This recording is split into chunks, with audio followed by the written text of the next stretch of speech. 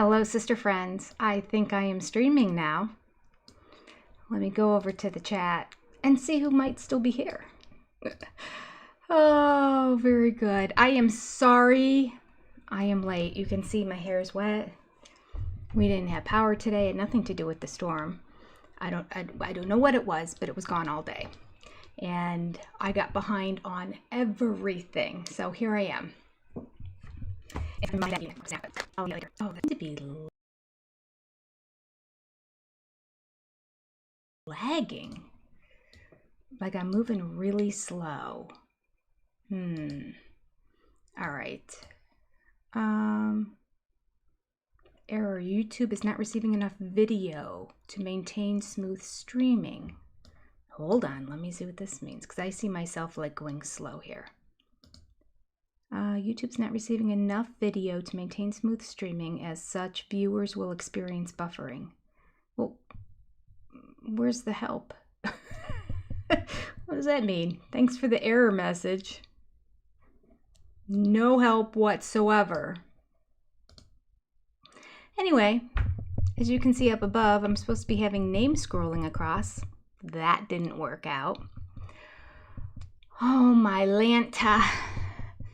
I would go through and explain everything I've been going through in the past 30 minutes to try to get this working, but I'm not gonna. We are just going to, I'm actually gonna take that box off.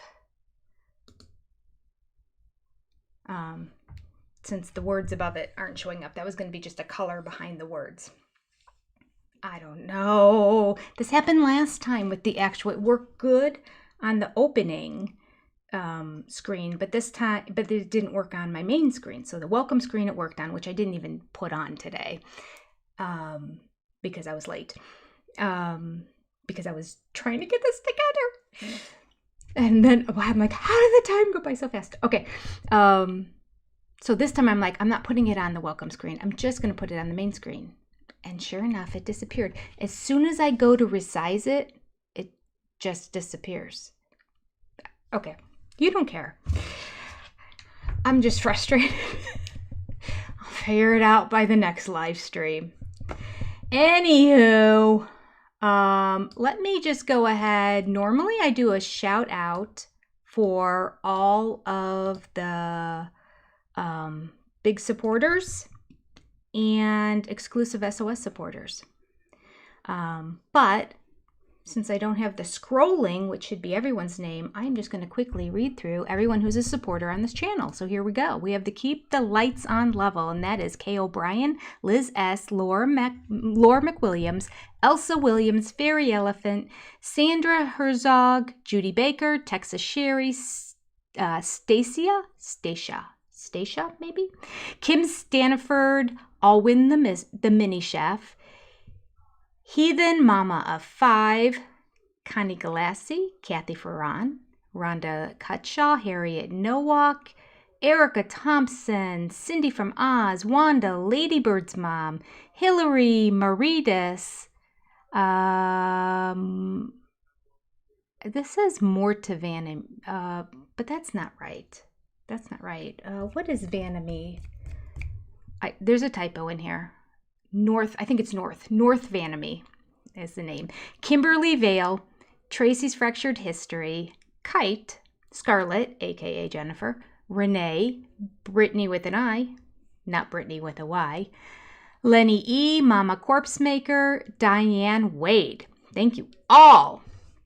And next time you'll see your name scrolling across. All right, let me also throw a shout out to our big supporters on this channel, and that is Living the Electric Life. That's my shoe. Lisa True. Storms in Life, Christ is There. Knit My Bit, Elizabeth Murphy, and Lynn Skinner. Thank you all. And finally, we have our exclusive SOS supporters who may have been there on the live stream Sunday night when we watched the show. These are Sherry Pezik. I bet it's Pezik. Leanne Marie, Laura Bodderant, Gemcracker, Sharon, I believe there's a typo there too, Dee Dee, Lisa F., Nyla, Danny Towns, Lisa Gaska, I'm Your Huckleberry, Mom Kinga, Ms. Letta, Julianne Kenkel, Michelle, Alyssa1704, Kaylin, Donna Redmond, and Jessica Denham. Thank you all. And I am sorry for the delay, and I'm sorry your names aren't scrolling today. I will get it together. I will. Yeah, just unexpected. Don't know what happened. They didn't tell us what happened, but lost power all day. Okay, let's get going. It says I'm not going to have a smooth stream. I wonder if it's because I added that scrolling, if that affected it. Huh. You know what? Let me delete it since we're not using it anyway. And then maybe it won't be delayed for you guys.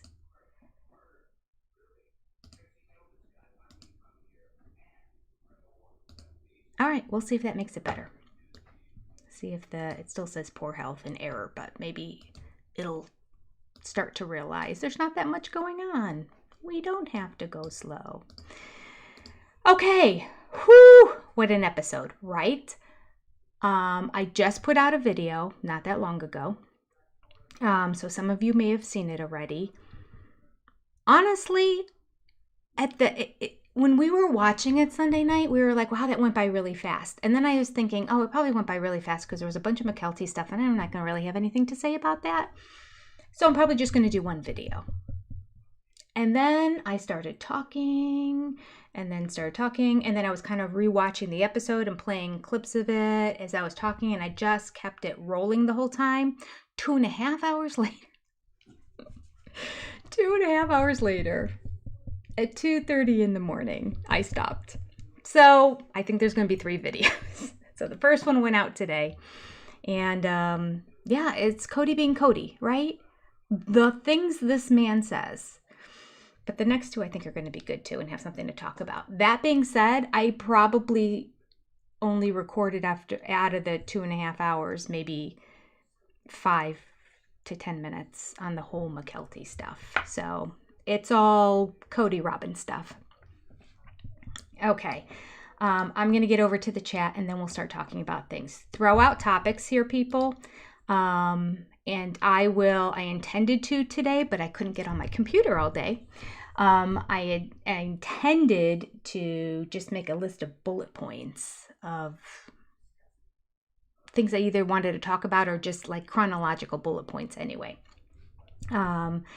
So thank you for everyone who's here. Thank you for everyone who is in the chat. And thank you for everyone who already liked. And by 7:03, we already had 62 likes on this, which is pretty amazing. There's a lot of you who get in here before 7, and I appreciate you so much. Okay, so that's the earliest one that I can see. Brandy says we could all use a break from politics, I'm sure. Yeah, she must have mentioned no politics here, which is, oh, I know there's a debate tonight. We don't need to talk about it here. That's right. One of our rules, no politics. Another one, just be nice and kind to each other. 3, in general, keep it clean. Use euphemisms or, misspellings or whatever you need to do. But just want to keep the channel up. That's all. And that's it. There you go. Pretty simple, right? Okay. So maybe Jenny didn't get a notification. No, I was here at I don't know what time it was now because I ended up leaving. Here's the truth of it all. Here's the truth. Once I got up this morning at 8 o'clock in the morning, I finally called the illuminating company because I was just, I was feeding the cats. I was doing different stuff, doing my little Spanish lesson on my phone because that was still fine. And I just assumed it'd come back within an hour or so, nothing. So around 8:30, I called the illuminating company or the electric company. And they said, oh yeah, it's going to be at least 2 o'clock before it comes back. And then I started getting all the text notifications. It's going to be 3 o'clock. It's going to be 4 o'clock. It's going to be 5 o'clock. So I was like, are you kidding me? Why did I start saying that? Oh, So at any rate, a lot of the stuff that I intended to do to get this all ready, to get your names all in there, to get that all set up, etc., I can't do it until the live stream is set. So I think I can do it the day of maybe, but it didn't matter. I wasn't getting online. Anyway, that being said, first thing in the morning I decided to do is go to the gym, because I hadn't done that in at least a week or so. And then my mom lives nearby there, so I was going to go to her house. So I had my laptop all packed up. I had things ready to go. And then I thought, I had a stack of papers that was, I'm not kidding, like this thick. I took a bunch of it down to Tennessee with me. Didn't touch it. I have to finish all my books and close them all out from my retreat that I did with my 55 women like a month ago now. I took that stuff with me. I didn't get around to any of it. Plus that additional pack of stuff. So I thought, you know what? I'm going to sit down in my kitchen. The sun is shining. It's nice and bright in here. I'm going to attack this paperwork, and then I'm going to go to the gym rather than go to the gym first, just in case. I didn't want to go to the gym or be away from home. I didn't know how long to be at my mom's house and all that. And I didn't want to come back and it be dark, and then I'm trying to do paperwork stuff. See, to me, that made sense. Anyway, didn't work out so well, because by the time I finished everything, I'm like, I got to get to the gym. Got to the gym, and I was literally on the elliptical, and I'm like, oh, it's an hour away from my live stream. And home's only like 10 or 15 minutes away, but by the time you get off and clean the machine, blah, blah, blah, get to your car, I think I lost track of time then. I got home, filled up my drink, took a quick shower, and here I am. Late. Because I was trying to get this all together. I should have done it before I went to the gym. Then I'd have better time management skills. I'm so sorry. I'm so sorry. All right, let's forget about all of that and my crazy day. I'm really looking forward to 9 o'clock tonight when I'm going to eat real food. Not like some carb Belvita crunchy thing, which is delicious, by the way, but I'm sure it has very little health. Okay, Karen Dillon was number 62 in the chat. Did the Kremlins come for Jenny? Yeah, I'm sorry. I'll try not to be late again. Number 56 was Doc Karen. Hello, Morticia, Danny, Dee Dee. I'm probably not going to just go and say hi to everybody just because I was late today. So I want to get them going. All right, Danny, come on, Jenny. Your sister friends are ready. I know. Okay.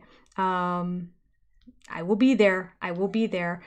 Here's the other part. I was just going to start it and just like put like, I'll get on in 10 minutes or 15 minutes or something. Cause it was like still 10 minutes too when I realized what time it was. I'm like, how am I going to get this all done in time? I also have to do all the stuff to get the chat on the screen. So you have to do that every time, go through a million steps. With each live feed, it's different. I mean, you have to redo it.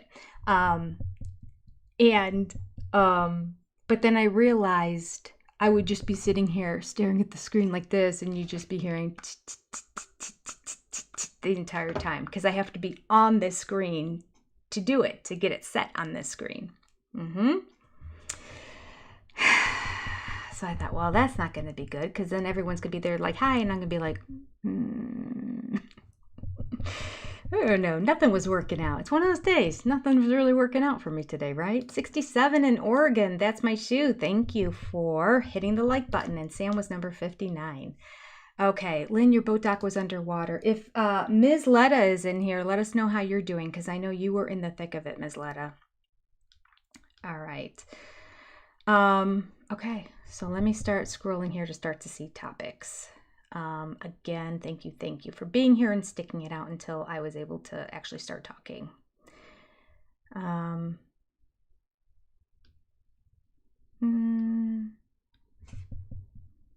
Okay. TKC 4Car was number 70 in terms of the likes. If you're coming in now and you hit the like button, I usually do a shout out to what number you were in the likes, or just lets everyone else know what number you were in the likes too. So go ahead and write it in the chat. Peach was 67. Okay, here we go. I have a topic here. Michelle says, I wonder if he thought that Janelle was acting like she was having more fun just because she was trying to enjoy herself and not dwell on the things that were going on. Yeah. I also feel like, I don't know if he had a targeted person in mind, I feel like it may have been directed at Christine, quite frankly. Sorry about the hair. It's just going to do what it wants to do now because it's just going to air dry. Because he was talking about Christine beforehand, but I'd have to go back and look and see if there was possibly an edit in there. So I thought that because Christine still gets under his skin. She can boil his blood just by being happy. The happier she is, the more thriving and happy she is, the more angry he gets. So I was thinking very likely that it's Christine he's referring to. Because you know Christine. She would have been over the top no matter what. We saw her at her own birthday party. He wasn't there. Like she's just, I mean, every day on a normal day, just talking to people. She's over the top. So she probably had a couple glasses of wine and was having a good time. And he was probably not liking it because he was not drinking there because Robin was with him. And she probably said, no, you're not going to drink. All right. Let's see here. So that's what I think. But it could just be multiple people, like anyone who gets under his skin, because none of it was true. No one was pretending to have more fun than he was. People were having fun. It's a wedding. You're supposed to go enjoy yourselves. Crazy. Yeah, Mustang Sally. Oh, I like the name Mustang Sally. He's so jealous of Christine. Yeah, he is. Yes. Danny, you think he was referring to Christine too? I think so. And now, she could have been the one that like really stuck in his craw, but there could have been multiple people that really bothered him, which is pretty much everyone he was on the outs with also. So if Caleb and Maddie were having a good time, then that could have been it too. All right. Lynn, Cody got kicked out of the mosh pit, so he got kicked out of the club, so he can't go into the mosh pit. And according to him, I think he was trying to insert himself into the mosh pit, and people were kind of like, let me turn this way. Oh, goodness. Okay.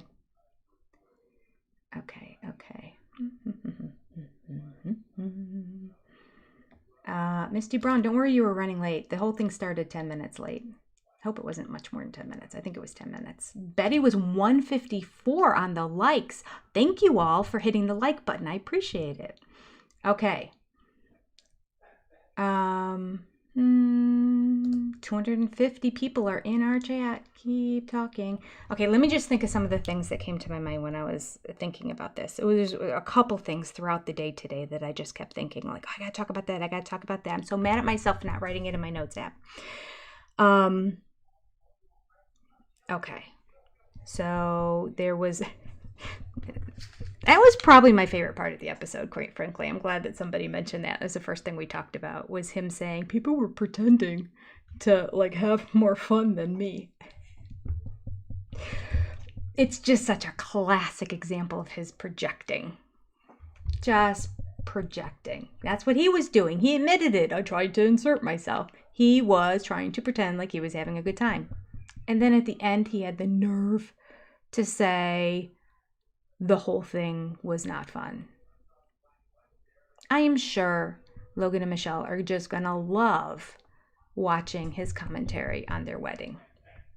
Thanks a bunch. We tried hard. We tried to make it work for you. We even, when you said you were uncomfortable being around everyone, sat you someplace different. But oh, thanks for also dissing us about that too, that we stuck you in the corner. It's what you asked for, Cody. It's what you asked for. Dingo. Misty was 160 in the likes. Okay.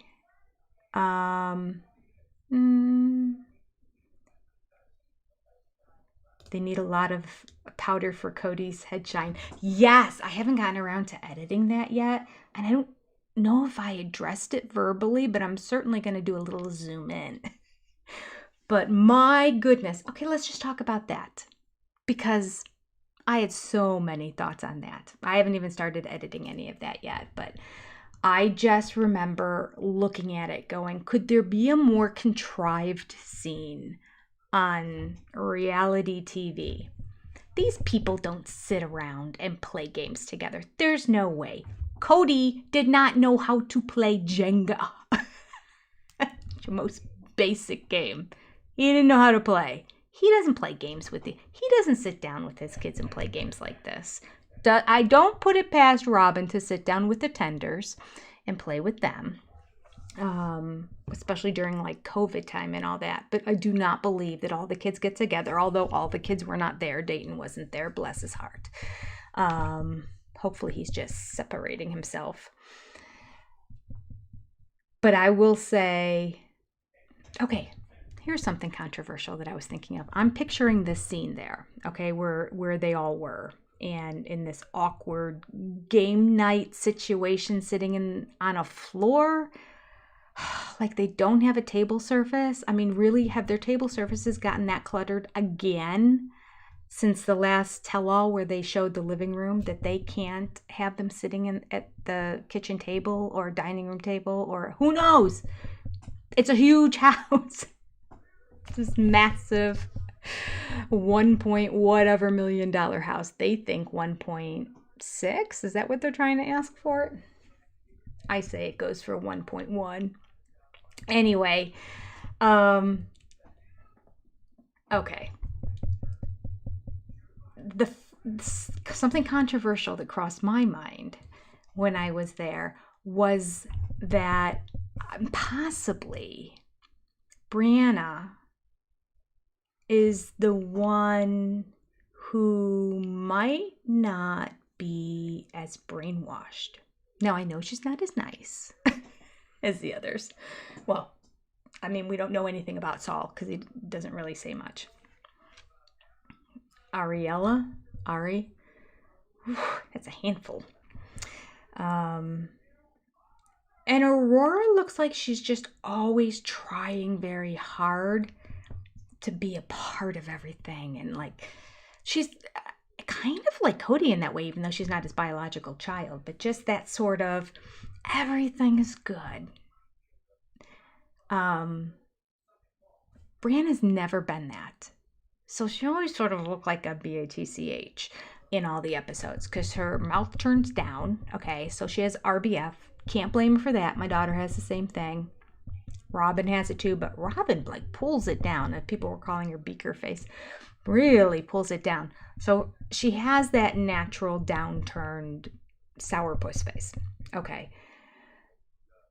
But she just doesn't really say much, which again kind of goes into the whole mantra of her being so horrible. And we've seen her not be nice in the past, right? We've seen her be needy when she was very young, always complaining about people touching her, pushing her, whatever, like whatnot. And then we've also seen her be not so nice to Savannah. So we have that set up as our predisposition of who she is. But every time, all through COVID and that, whenever people would come over, she would just be really quiet. She wasn't really engaging with anyone, whether it's the guests that were there or her own family. She was always on the phone texting somebody else. So she was kind of removed. Really bugged me. Inappropriate. When people come over to our house, I don't even tell my kids, now they're in their 20s now too.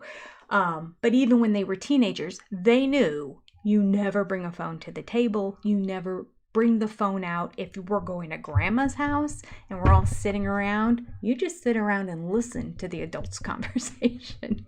You are a participant here now. You are not on your phone during this time. Can you excuse yourself and go to the bathroom for 5 minutes if you feel the need to get a little social media input? Fine. But then you put it back down again. So grandma won't appreciate it. Grandma doesn't appreciate it. She sees other people doing it. And so, that's just the way it is. This interesting thing, I never had to tell them that. They just knew. Once I said, no, not at the dinner table. When the family's all together, this is our time together. They understood that this is appropriate in all these different situations. When you're supposed to be social, you don't have your phone. Maybe a couple times too, I've complained about and pointed out to them certain situations where we were with groups of people and certain people were on their phones. So that could have been part of it. Okay, here's the controversial part. I'm going on and on too much.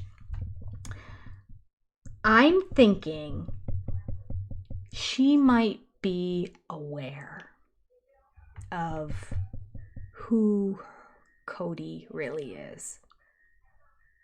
And maybe even her mom.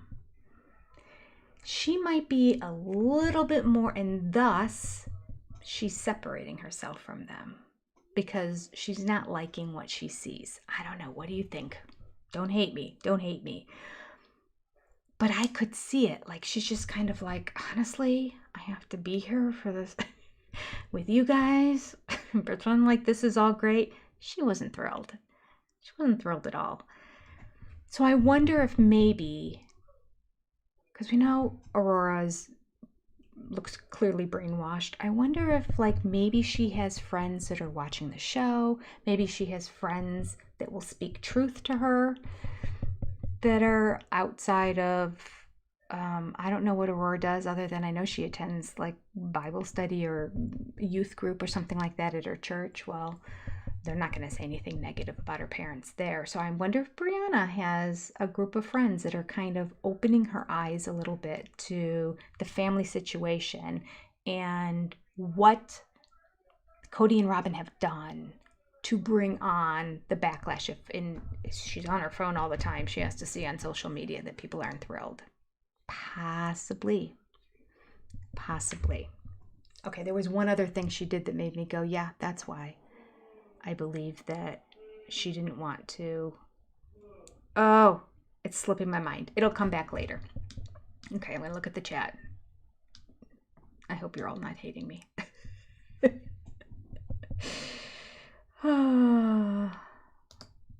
Becky says, when the adoption happened, Aurora was overjoyed. Dayton and Brianna looked shocked. Good point. Yeah, see, Aurora has bought into it, hook, line, and sinker from the beginning, and it appears that she's still there. Brianna, not so sure. Well, that's true, Shay. Brianna was the one that was always climbing all over Cody, and both of them are climbing all over the boys, too. Okay. All right. No, she's not the one that used to get panic attacks. Aurora's the one that got the panic attacks, the oldest girl. Brianna didn't. She used to be really cute and bubbly when she was younger. A little bit more social in that, but she's really become withdrawn recently. Well, they both have, but I don't know if that's a camera thing. It's just sort of been different. But you notice that last season, both of them, I have to go back and watch exactly what Brianna said last season. But remember, they were both kind of downers. Aurora was the one that was really throwing the most digs, but I believe Brianna was right on target with her. Whereas this season, in the last episode 2, when we saw them talking on the couch, Brianna is the one that was throwing everybody in the family under the bus. And I'm sorry, Aurora was the one that was throwing everybody under the bus. And Brianna wasn't. She just sat there and she just kept looking at Aurora. And she wasn't nodding. She wasn't agreeing. She wasn't saying anything. And then she just said, I just think that the parents didn't do a good job of having us meld together, which is a very safe comment to make because that's exactly what Janelle said last season. She came right out and said, we just expected them to get along, and told the kids, especially if they said that they weren't thrilled about what was happening in that it's just like, this is the way it is. These are now your siblings, so treat them as such, which you can't just overnight develop love, and sisterhood and that with somebody. It takes time. So Janelle admitted we didn't take the steps as parents, all included, including Cody and Robin. But Janelle admitted that, that she took the stance of they're your siblings and let's just all get along. Peach hopes that Aurora wakes up. I hope so too. All right.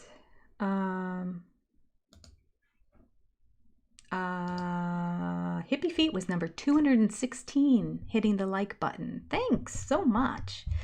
If you're in here and you haven't hit the like button, hit the like button. Let me know what number you were. Cindy from Oz was 213. Hello, Australia.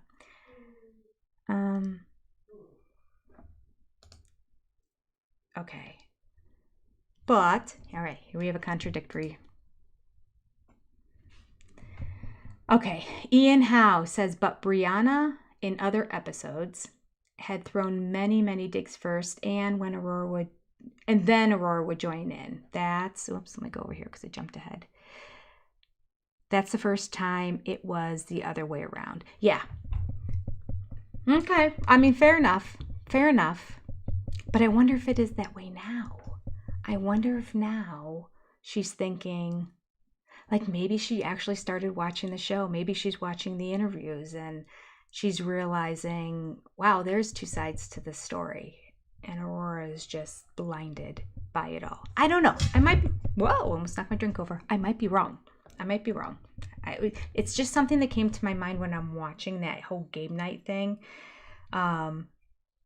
She didn't seem into it. She didn't smile until the very end. She won one of the rounds, and then Cody very awkwardly like grabbed her and gave her this hug, and she kind of smiled, but she didn't move over for the hug. Like, it's very different from when she was younger and she'd be like running over like, give me a hug. She's like, okay.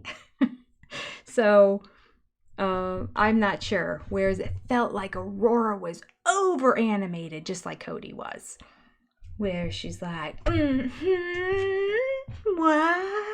It felt like acting to me. Just really felt like acting to me. Saul, we didn't hear him say boo. And also something I'm going to talk about in my video, and I have to kind of zoom in and crop it out and put it in there because I haven't like really slowed it down and took a look at it. But after Robin was just kind of aloof. She certainly wasn't fun. She wasn't mean or anything like that, but she was typical Robin. As soon as she brought the tray in and Aurora was there, right away she gave a direction of like, don't touch that or move that, or no, or, there was like some sort of direction, and then she stopped herself. And then later on, she's sitting on the floor and she's giving directions to Saul all the time, like, do this or do that. I don't even remember what it was, but I just remember feeling like, oh my goodness, let them just play a game and eat an apple. It's not that complicated. There doesn't have to be rules for everything. Oh, the rules they must have, those poor kids. And then Cody was over the top. Over the top. Do you remember the line that he said? Okay, what did he say? He said, he didn't use the word constantly, because if he would have said constantly, and then it would have driven me nuts. But he didn't say constantly. He said something like that, though. He said that these are the kind of nights that we do all the time. But he didn't even say all the time. He pushed it another step further to make it seem like it was ongoing and never ending. I can't remember the word. But I'm like, I don't even know if you guys have ever done this before. But then he went on to say, but it's usually with music and guitars. And then I'm like, okay. All right. I mean, I know Aurora plays guitar at her youth group at her church. I don't know if they both play guitar. I don't know. I mean, Aurora sang that one time maybe she was young at the time. Maybe she's developed a little bit, but for Isabel's graduation. So, maybe she's in the band at the church, so she practices there. But I don't see it being like campfire. I think I put in the video that it was like they were attempting to show a Norman Rockwell picture. For anyone around my age, you'll get that reference. But there are these paintings of classic happy times in America. They'll be sitting at a soda fountain in the 50s with smiles and a soda in their hand, or an ice cream or something like that. It would be a cute picture of a dog sitting by Grandpa as Grandpa reads the paper with his pipe. Just these classic scenes. All the Norman Rockwell scenes. That's what it looked like they were attempting to show. And that's why it made it so uncomfortable to watch. Because I'm like, okay. But it's not who you are. Okay. All right, I won't get stuck on it. That whole scene was just uncomfortable to watch. It really was. All right, and why are they sitting on the floor? They must have 1,001 chairs in that house, and they must have multiple tables. So that made no sense either. Were those the living room? Well, but I didn't see the fireplace behind them. I was thinking they were in the living room because those couches look like the couches that were in the living room. Maybe you guys know. Y'all know perpetually, Mama Cat. Yes, that's the word. We do this kind of thing, play games like this perpetually. Do you know what that word means, Cody? I don't think you do it perpetually. Oh, yeah, good question, Mara. Where do they go to church? Because in Vegas, Robin didn't want the kids joining another faith youth group. Got over that, didn't she? After being so mean about the rest of the kids being interested in doing it. And in the end, being the final vote that prevented it from happening. Yeah, I don't know where they go to church, though. I just remember seeing somewhere on social media or Reddit or somewhere at one point a picture of her up on the stage with her guitar, and there were other youth group people around her. So I'm thinking she plays for the youth group before youth group starts. All right. They were in the basement? Okay. All right. Isn't the basement the area that they said had a full apartment, and that's where Aurora was living during COVID? I wonder if there's other apartments there. Okay. Ashley says it was definitely stage. Koro has staged scenes since episode 1. As a mom of 3, I promise you that board game set was never touched. It was pristine. Right. And he had no idea what to do. Yeah. All right.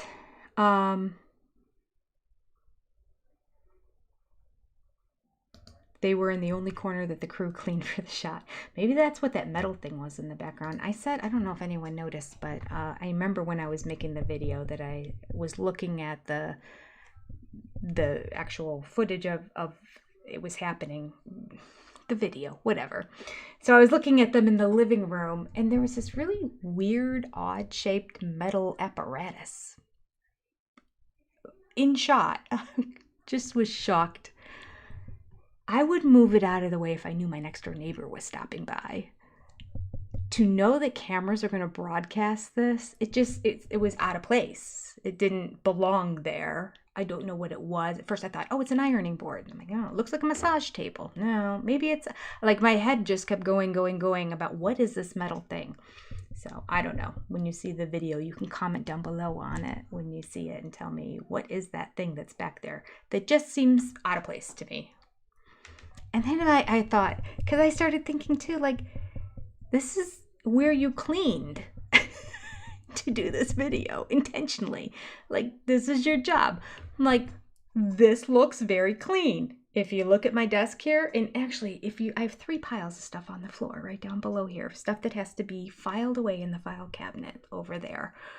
But you can't see it. It's out of the shot. And if somebody was filming this entire room, all that stuff would be put away in that file cabinet where it belongs. Or at least stuck in the closet with the door closed so you wouldn't see it. It just shocks me. But then that's what their house is always like. So to her, it might look like this looks amazingly clean. I don't know.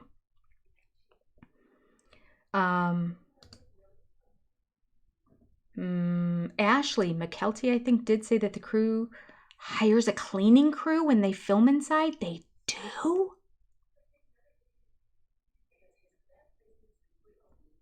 I'm verklempt.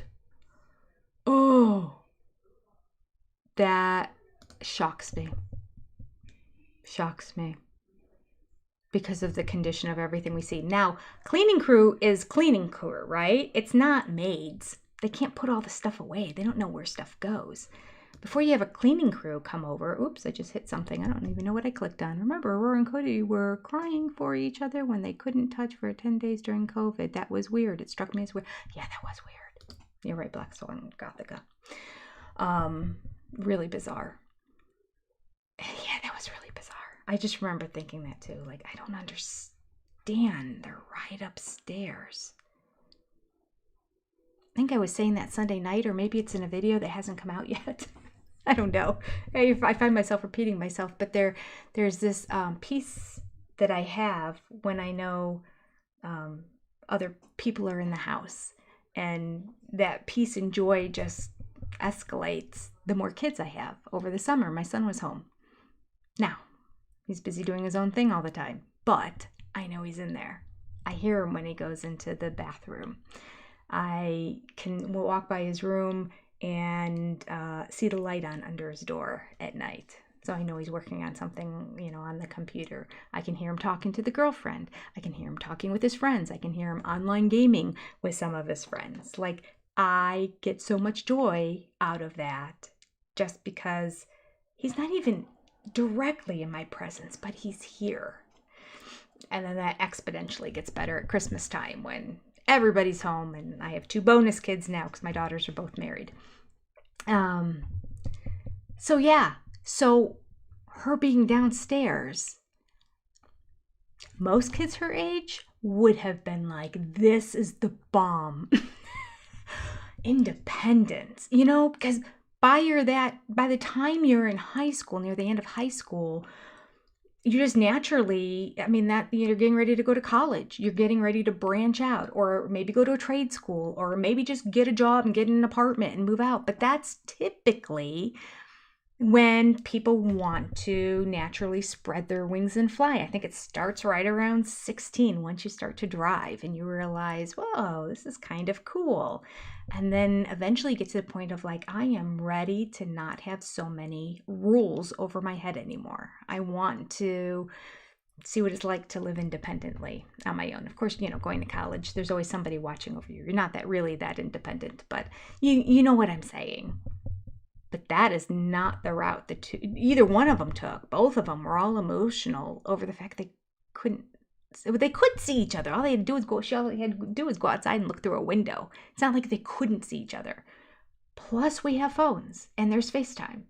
They could have literally been looking at each other and talking to each other the entire time. I don't get it. My daughter was between her junior and senior year of high school, and she went to London, England by herself to do I don't remember, it was 1 week or 2 weeks, probably 1 week. I couldn't afford 2 weeks, I bet. I can't remember how it was set up. Whatever it was set up to be is what she did. But like a film camp thing at Oxford University. All by herself, hopped on a plane, transferred, went through customs, everything, through New York, and then out to London, and never cried or carried on. She was so excited about the experience she was going to get. I don't even think we had iPhones at the time. I believe we were Skyping so that we could see each other like once every 3 days or something like that.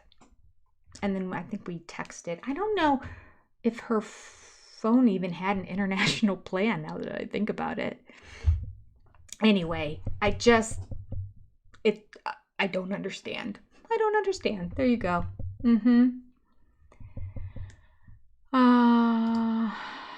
Yeah, they can't show the art. Like, they don't want to show the art anymore because people are making such a big deal out of it. Is that the deal, do you think? Because after the pictures were all posted, people have been doing it since before they were posted their house for sale. People have been estimating how much all that art was anyway. All right. London, swoon. She loved it too. She had a great time there in London. All right. In 2 years, I'm thinking about maybe going to London. I've never been myself. And I was with my mom and my niece and my sister for like a craft fair. We met halfway because we're about 2 hours apart from each other. Met halfway, went to a craft fair and had lunch afterwards. And I was telling him how excited I was that my oldest daughter actually texted me and said, when's our next girls trip? And I was so excited because they're married now. And I thought, oh, our girls trips are over. The boys in my family hate traveling. They're just creatures of habit. They don't enjoy it. I force them to do it like every 2 to 3 years. Like, it's a family time. You're going to go and have a good time. Other than that, just the girls and I would go because they love it and I love it. So we'd have all these girls' trips. And then they both got married, and 1 year right after the other one. And so when she texted and said, when's our next girls' trip? I'm like, I'm so excited. So I was mentioning that at dinner, and then my niece goes, well, where are you going on your girls' trip? Can maybe I come too? I'm like, well, oh, I could expand it. My sister, and I'm like, Heidi, you want to come too? Okay. And she threw out London. I thought, I've never been there. That's a possibility. So that would be in 2 years, though, because it would take time and planning and all that to do all that. Okay, I don't know why I'm going on and on about that. Oh, because somebody mentioned, yay for London. Okay. Paul, were you really 412? That's amazing. Okay.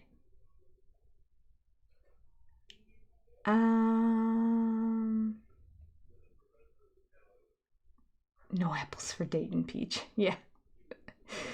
Apparently Dayton lost his house privileges for game night. Yeah. Dayton refuses to film. Good for him. Good for him. Yeah.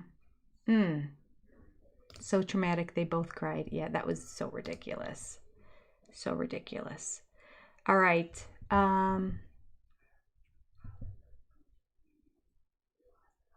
I would love to know where Dayton is right now. I just love to have information on him.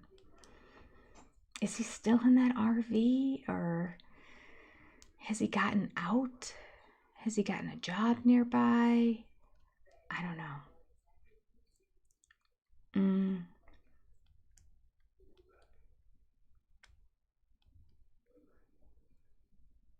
Okay. Sassy Southern Witch says, I think all the kids should have gotten equal shares of the money. All the adults failed on this. Yeah, it was a shame. They should have been setting up funds, like a 503 fund, and if you don't go to college, you can pull it out still and use it for other stuff. You just pay tax on it then if it's not used for college. Something like that. I don't know if every state has that. Ohio has that. Oh, I don't know. Oh yeah, there is Paul, 412. Thanks, Paul. Down the street from the McMansion. Okay, I'm going backwards, so now things aren't making sense to me. I also felt like that game night scene that was so contrived, the whole apple part of it on the silver tray. Come on. I don't know. I mean, and it's fine. I have silver trays here at home, actually. They're probably Sterling's. They're probably not sterling silver. They're probably like stainless steel or something because they've never tarnished. Anyway, someone in the family had them. They're a hand-me-down. So I do have something pretty if I needed a tray, but I also have some plastic ones that are in the kitchen that I would use for everyday use. The other ones would just be for company or fancy things. But I guess she did have to carry it on something because they had to go all the way down to the basement to play this game. I don't know. Okay, let's go through. So we talked about the games. Talked about the craziness of those people. All right, what else did we have? We had the wedding, and we talked about the you know what we haven't talked about?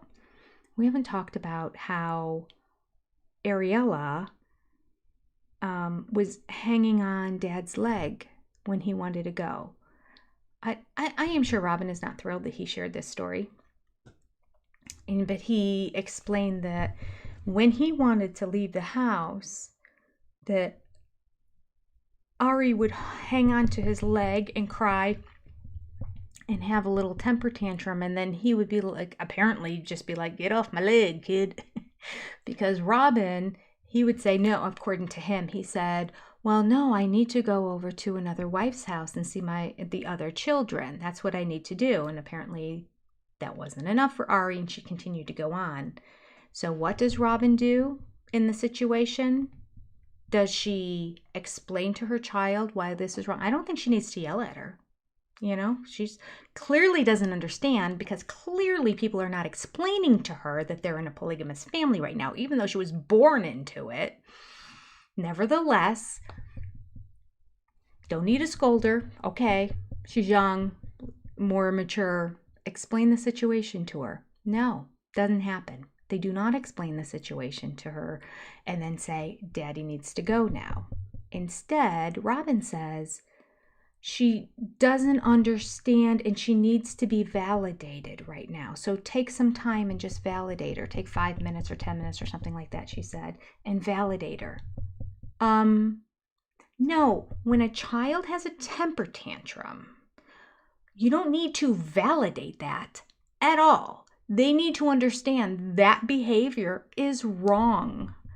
So you can explain to them, this is what needs to happen right now. We're going to now go over here together and talk about it as you watch Daddy leave, because that's what's going to happen right now. That's what's going down. Dad is leaving.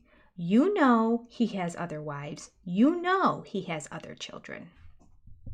How would you like it? I mean, I could go on forever. How would you like it, Ari, if he was supposed to come see you and the other kids were holding him back and saying, no, don't leave my house. Don't go over and see Ari. Wouldn't that make you sad? Like, none of that happened. It was validate her. They're going to create a monster. They are. And to trump the whole thing is Janelle saying, that's bad parenting. Oh. And she had such a great point. None of the other kids ever behaved like that because they knew this is what it is. All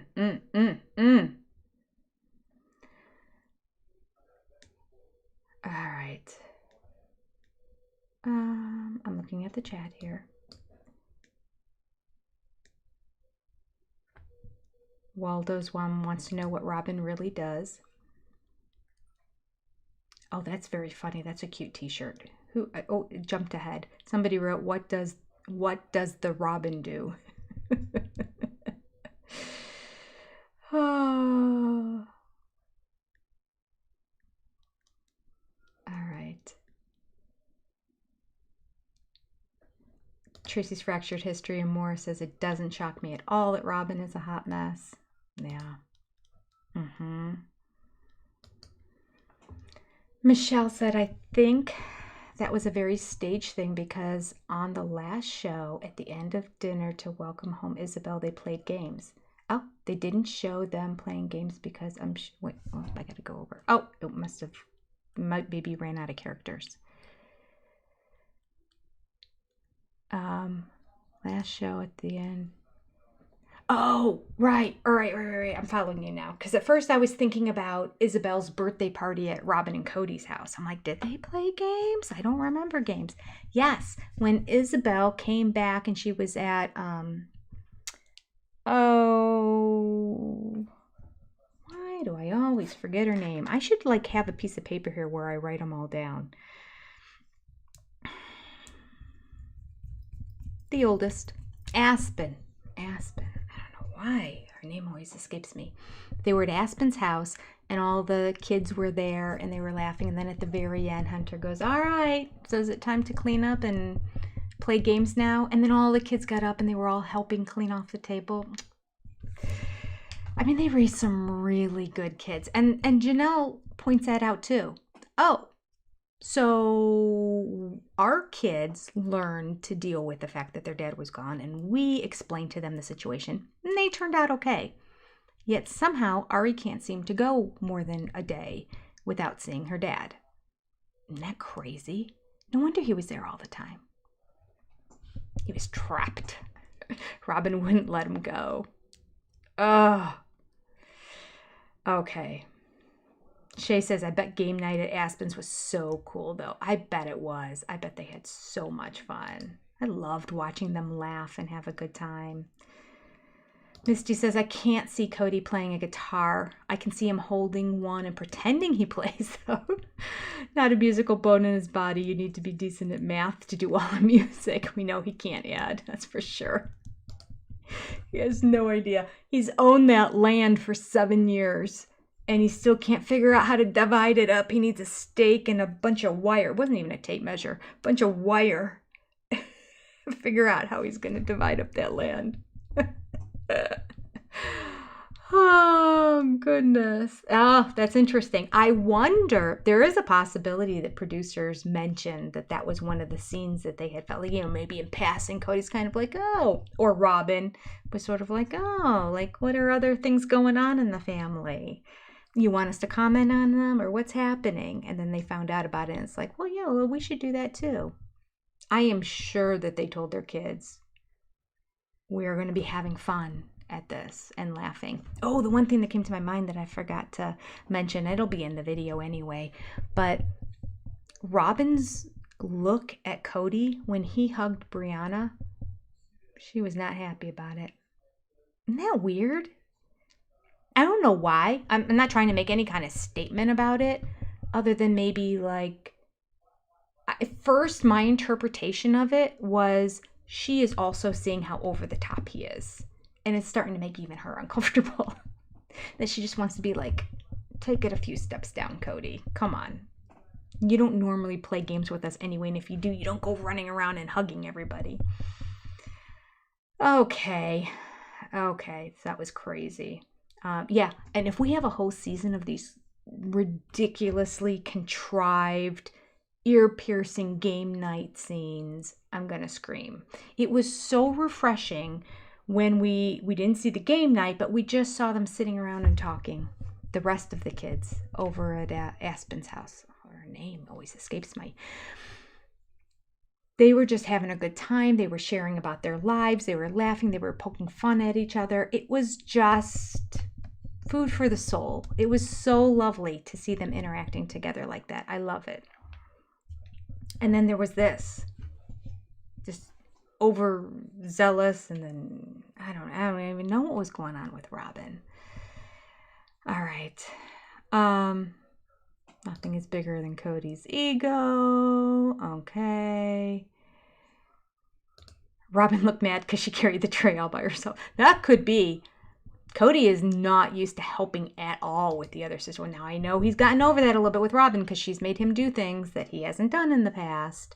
But, yeah, who eats caramel apples on the floor? You know, what a great point. That wasn't a hardwood floor, was it? It was carpet. You know, all this stuff that collects in carpet. If nothing else, just the fibers from that carpet that like kind of get kicked up into the air a little bit when you're sitting on it and all that. You don't see it, but it's there. Ooh, yeah. Ugh.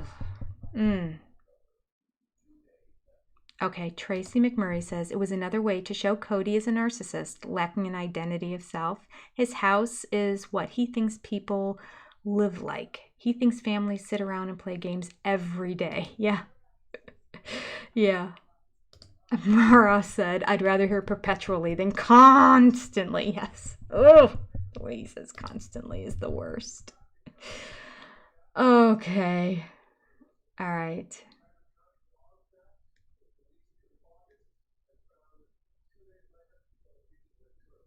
Oh, the listing on the house. Yeah, I didn't see any kind of apartment like kitchen like area or anything like that either.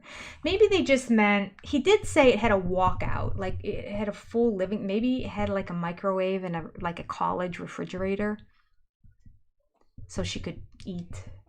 I'm sure she didn't prepare her own food. I'm sure they just Uber Eats it all that whole time when she was separated from them and they were upstairs and Robin wasn't preparing anything. Remember, they were on their deathbed. All right.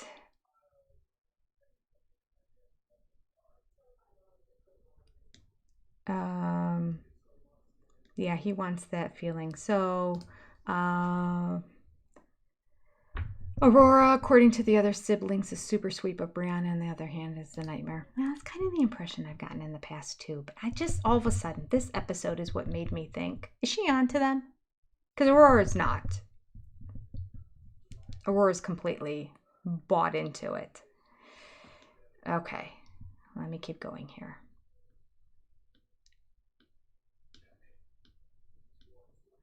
Okay. So does Robin do anything in her house? Good question. How dirty is that woman if they need a cleaning crew? Well, truth for oneself, if it was offered to me, I'd take it. So maybe it's just something they always offer before they go into the house that we'll clean it.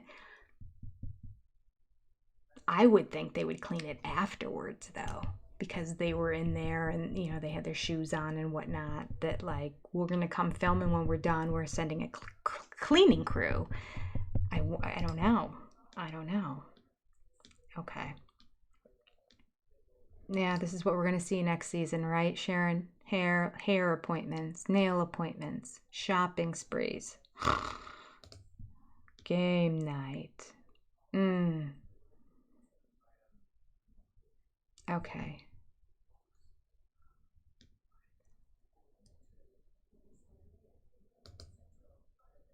Logan was just off cam, and they're probably joining them around the table.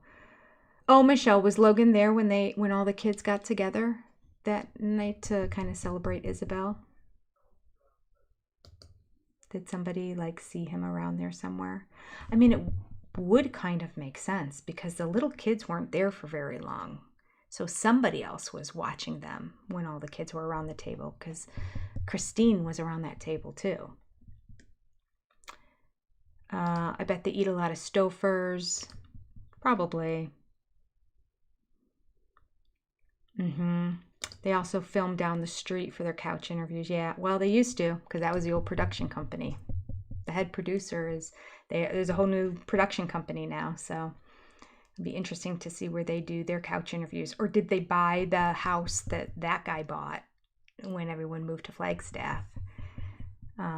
Because it was the house of the head producer. What does Robin do? Yes. What does the Robin do? I like even better. Robin does nothing, that's for sure, Kathy. All right.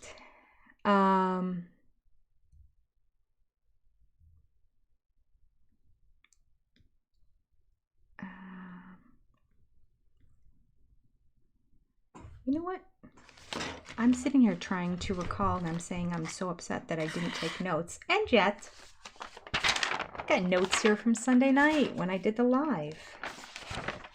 Because I try not to talk while it's going on, because it's new for everybody. Okay. What were some things that stood out for me?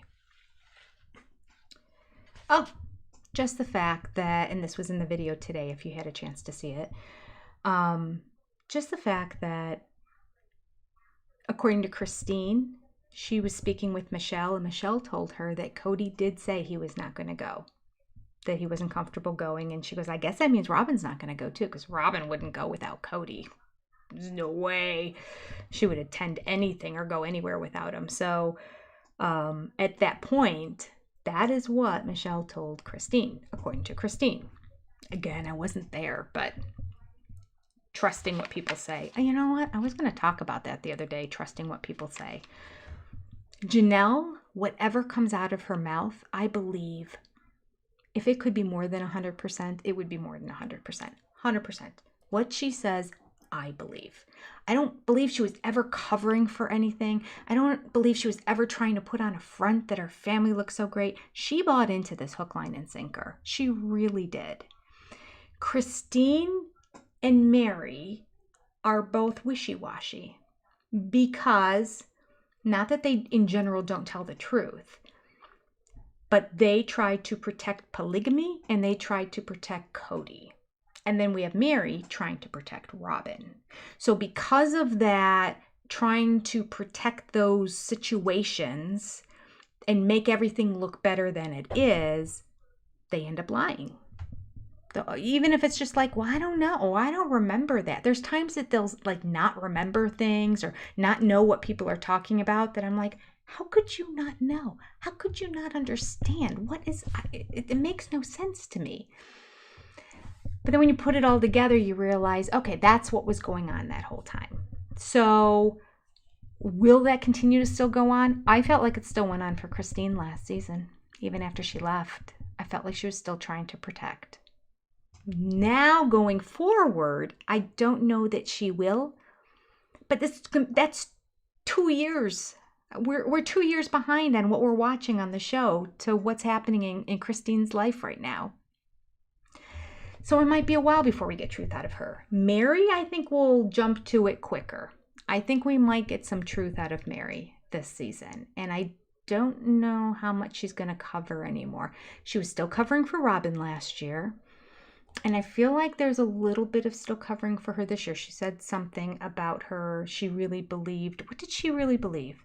Because there are things I believe too, that she just really wanted Mary around. I believe she really wanted Mary around too, not for the same reasons or intention that you think, Mary. But I do believe she wanted you around. I can't remember what she said, but Mary said something in her Talking Head interview in episode 1 that implied that she was still a little bit of a Robin apologist. So it'll be interesting this season to see if Mary's eyes open more once she's away. Because Robin's not going to be reaching out to her. Not going to happen. She's not going to be like, oh, well, I know we're all separate, but how about I meet you here and I'll bring the kids and we'll have lunch at wherever, halfway in between. Or I'm going to bring the kids with me and we're going to stay in your B&B. Of course, she'd want it for free. She wouldn't pay for it. Nevertheless, that's what you would expect from somebody who is a real sister or a real friend. And I don't think Robin ever was. I don't think she ever saw Mary that way. I think she was using Mary the entire time. So I don't think that happened. And to prove that is last year when Mary said, listen, during this whole COVID, after COVID was over and we could start getting back together and that, you were AWOL, ghosted. And when you finally would respond and we'd set something up, canceled. She acted like she didn't even, like it had been years since she saw those kids when they came over to her house and played at the playground. So I don't think Robin is going to do anything to make amends with Mary right now, which is interesting because of what Cody said in this past episode where he's like, I gotta be nice to Mary because I already got 2 against me and I don't want to make it 3. I'm trying to remember the logistics of it all. Did Janelle separate from him before he broke up with Mary? Or were they just like rocky? I mean, I know they were kind of separated, but I don't think it was like the final separation. Was it after Salsa Brava? I think it was, which would mean that he knew that Mary and he didn't talk to each other for 6 weeks and neither one of them reached out to the other one because at this point Janelle's like, I'm starting to see you for your true colors. I want to see what you do in this situation. And he did as expected.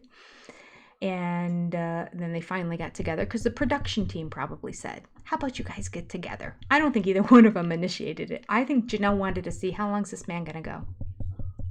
And I think that he was willing to just go about his life because he didn't think that much about her. And he knows that she always came back. No matter, even if they separated into different states, she always came back. And he expected that from her. So it's interesting now. And that might be why he was trying to be so nice to Mary when she left. And give her hugs and try to use his gentle voice, which was just creepy. You know that we had this discussion, Mary. Because she was his last ally with Robin. And he's finally see the writing on the wall. I mean, Robin might be the one that had to point it out to him. But he's seeing the writing on the wall that there's already 2 that are against him. And according to him, shit talking all the time. Such a lie. It's like he keeps bringing it up over and over again, which annoys me more and more every time he does it. Because I'm like, you are not in middle school. Stop talking like that. But the other part about it that really bothers me is that I really think he thinks if I just say it enough times, I can make it be true. That sounds like politics, doesn't it? Just keep saying it over and over and over again, and eventually people will believe it, whether it's true or not. All right. You would think 2 people who have no jobs besides filming would have these super enriched lives to go places and do things when their kids are in school, go to the gym, do hobbies. You're right, Mary. Like, we see her do nothing. Nothing. We never even see her in the house. I mean, nothing. All right.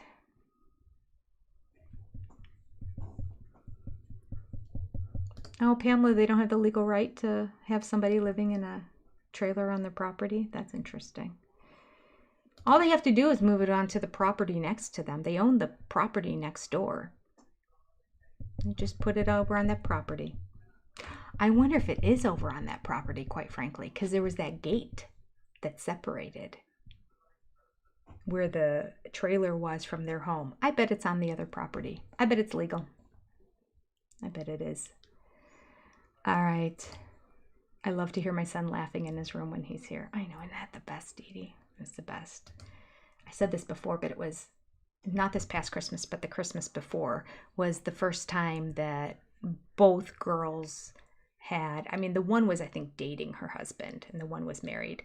So it was the first night everyone was here. I think some flew in, some drove in. So all 5 kids of mine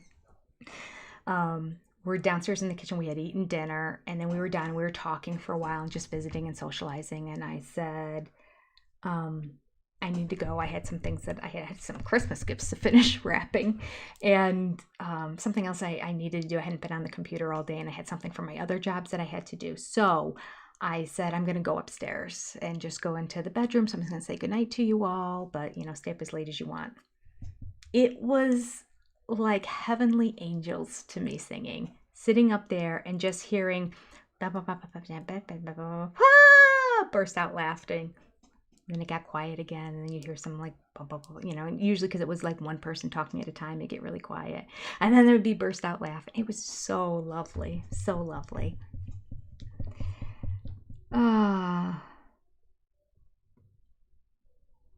Okay.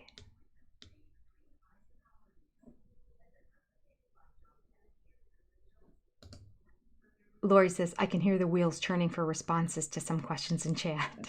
Filter, ladies, filter. Thanks for the reminder, Lori. All right. Robin required them to live at home. She might. We'll support you as long as you live here. Just doesn't make any sense in terms of what Cody said about the other kids. And she had to have known because, you know, she watches the show. Okay, I am wondering, according to Truth to Oneself, how come it's twice? I am wondering if Janelle and Cody settled out of court with Janelle's investments. We haven't heard anything about Janelle lawyering up. Maybe she just walked. Yeah. I know a lot of people were talking about how I mean, I was excited too when I heard this about Janelle, but I was thinking like, maybe it's gone on a while. But the reality is we are watching something from literally 2 years ago. This was fall, late fall, so maybe a month or two shy of 2 years. But it was fall of 2022. And she said, I might have to lawyer up. So I think, and you know that she told them what she wanted because Robin said, I mean, I don't understand how she wants part of it. How do you even figure out what in this house would be hers? What does she mean she wants money from this house? So she came out and said, I want my fair share of Coyote Pass, and I want the money that I put into your home. Did you hear? I saw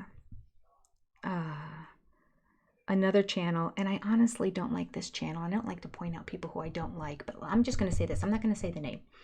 This is somebody who covers not just Sister Wives, like other things, and just doesn't know enough about Sister Wives. So it just popped up. See, I go to sleep and I listen to some of this stuff, but once the readers come off, I can't see what anything of the, you know, so there's the recommended videos. So sometimes I'll click on something and I have no idea what I'm going to be listening to, but I know it's somewhat related to things I've listened to in the past. And sure enough, this was a podcast. And the person was talking about Sister Wives. Now, some of the stuff she was saying in asking questions about, I just wanted to go, such an obvious thing. Sister Wives people know the answers to all these questions. Why are you broadcasting about this but not knowing anything about it? That being said, I don't know everything either, and I always say this is not a news channel. Hers is a news channel. Mine is not. Mine is just like reviews and let's talk about it kind of channel. All right. One of the things she did say was that there's a house that recently sold in town, and that is why people are saying that Cody and Robin have bought a $3.7 million house closer to town. And she had like the pictures of it, and that gorgeous. I mean, makes their home look like a shack. Incredibly gorgeous. It would be the biggest grandstand that Cody ever did, if true, because he has no need for a house that big. He just lost his whole family. He had like 8 bedrooms, 8 bathrooms, and it was just crazy how big this house was, and on a bunch of land too, and closer to town. I could see it. It had running water, which their house doesn't have. You have to have it trucked in. It had central air, something their house doesn't have. It's closer to town, so it's not so far away. It is in the woods, but probably not as many forest fires in that area if it's closer to town as it would be further up the hill. And the weather would be much milder because it would be, the elevation would be further. So I could see that being the kind of house. Now, other than that, there's no reason to believe they bought. The part that trips me up about the whole story is that, well, where did they get the money or a lender to approve for them? Obviously, it's a house based on contingency because, they still have that other house.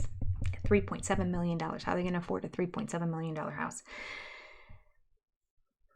So they need to sell theirs, obviously. I don't think it's going to sell anywhere near. I mean, it will eventually sell, but it needs so much work on top of the fact there's no central air or running water. I can't even imagine spending $1 million on it, quite frankly. I mean, I'd have to look at the land. Like maybe if they threw in the parcel of land that's next to it on top of that, because they didn't list that for sale. I don't know what Cody and Robin think they're going to do with the second parcel of land that's up there. Investment. Another asset that they have. But that would be the family's asset. So I was thinking this whole move into another house could go one of 2 different ways. It could go, I feel like, write down below if you know anything about legal stuff, and I don't. But I feel like I've heard in the past that your home is more protected and everything else is not. That it's harder to kick you out of your actual home. So if they can take all their money, liquidate it down, and put it into a house, then people can't come after them. If that's true. I don't know if that's true. Or it could go the opposite way. They're selling this house and they're downsizing because Aurora's been dating a boy for a couple years. She might be getting married soon. Brianna probably is begging to go to college. She is. So she might be gone. Dayton's already gone. I mean, albeit in a camper in the back, but well, they might bring him into the house if this house is this big. Anyway, they might be using those situations to justify downsizing, along as opposed to admitting the fact they've got no money. And this was all before the lawsuit, The lawsuit just came out after they put their house on the market. So we can't even figure that into the equation. Unless Christine gave them a heads up. And they decided that that's what they needed to do because they knew what was coming down the road. I don't know. What do you guys think? What do you think? Okay. There's one other thing this podcaster said. She made reference to a number. Again, I don't know where somebody would get this information from. I'm trying to think of public records that would state this kind of stuff because I know your tax returns are private. You can't get into people's tax returns. But anyway, I'm sorry. My brain is trying to rack into how, other than just like insider knowledge type thing. Like, we're the ones that gave the loan, so we had to prove their income or whatever. But she indicated that they were getting over $900,000 a piece for this year of filming. That's a lot of money. That's a lot of money. That's way more money than TLC ever pays their people. And I understand that it has gone up to number one in the ratings, but still.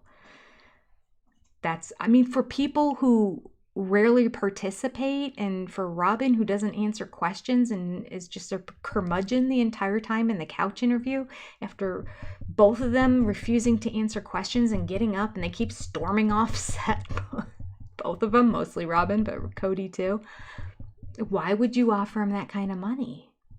I mean, you would think it would be everybody would get that, but I don't know. Again, questioning her information, and I know she doesn't have inside knowledge on the family because she was asking questions about them that were in the book, which came out in like season 2. All right. Where are we here? Let me scroll down.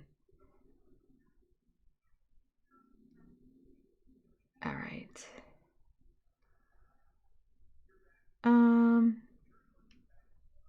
Cassidy wants to know, what about liens on personal property? Ownership would not necessarily save you from that. That's true. A lien could be put on the house.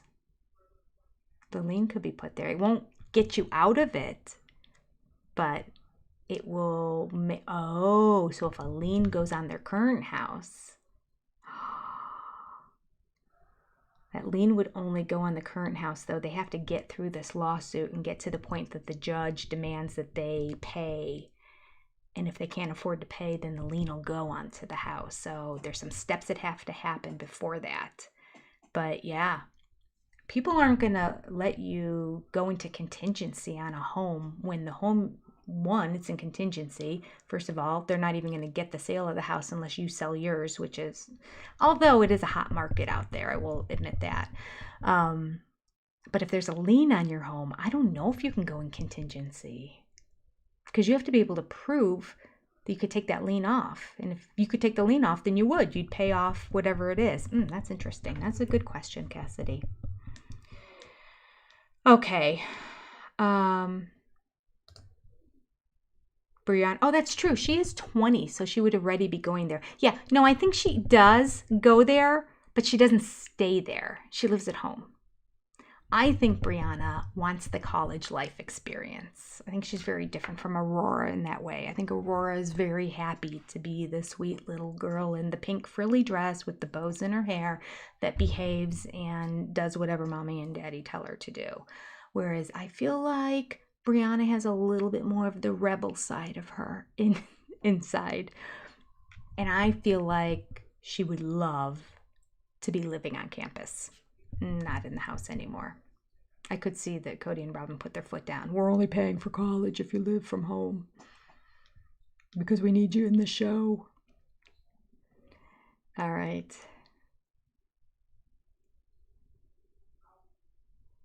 Okay. All right, Lynn says court can look at anything it wants.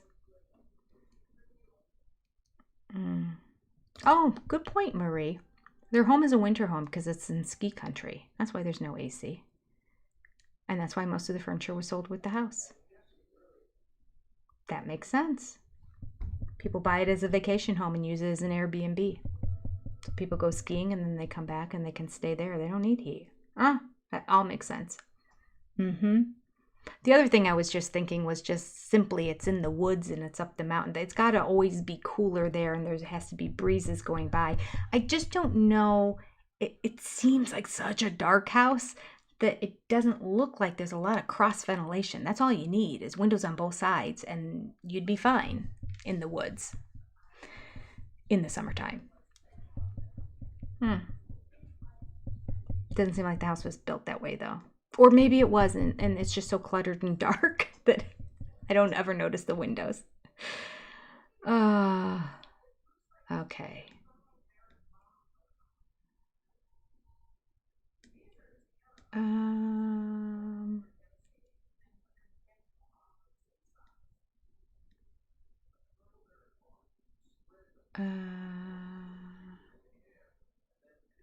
see. What? Oops. Why it keeps jumping ahead?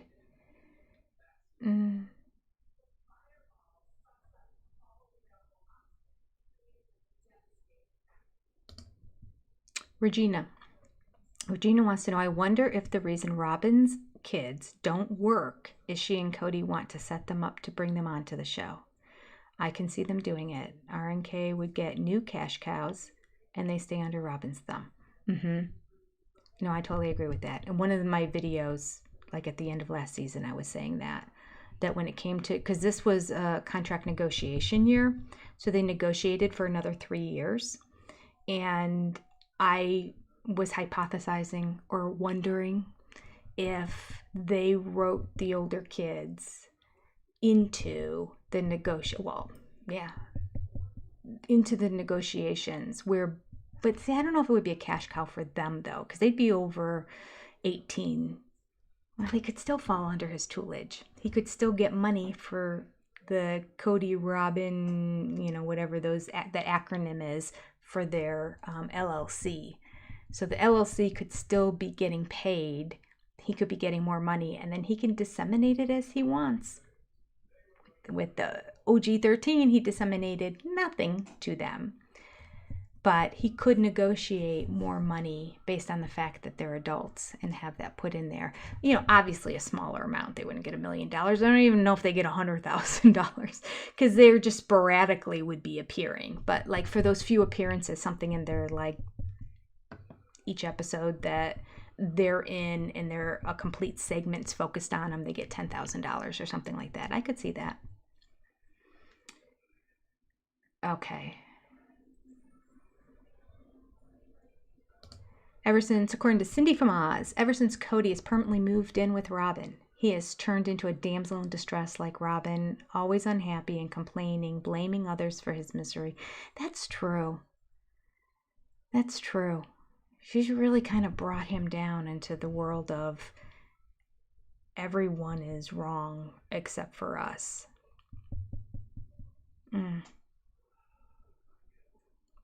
Okay. 80% sea moss. Not so interested in watching moss grow.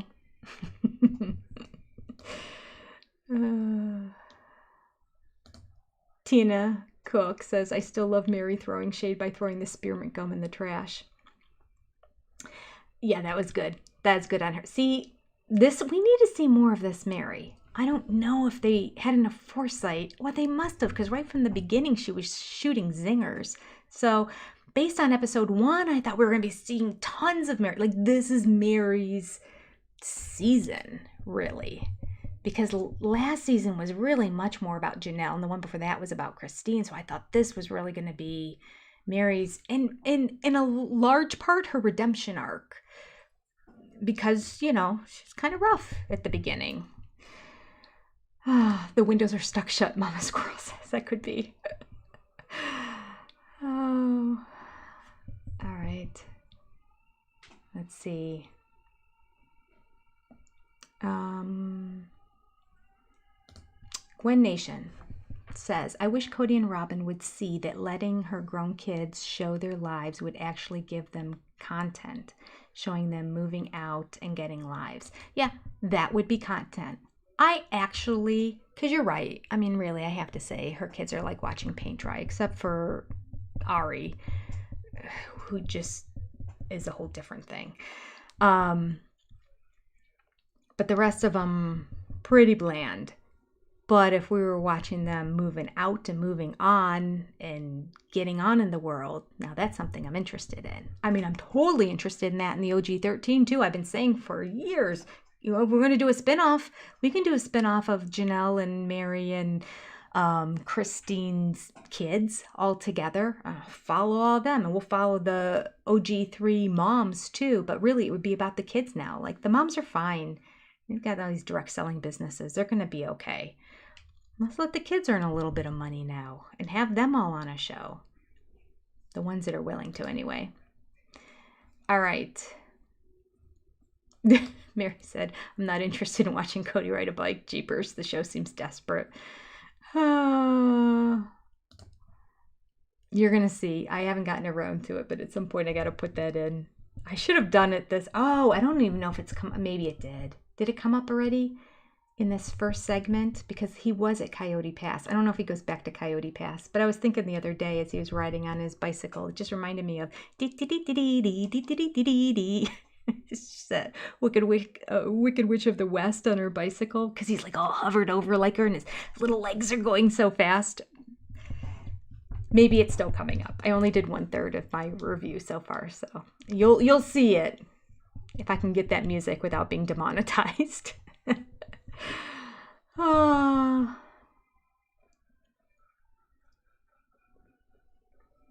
Oh yeah, that's a good point, Mika.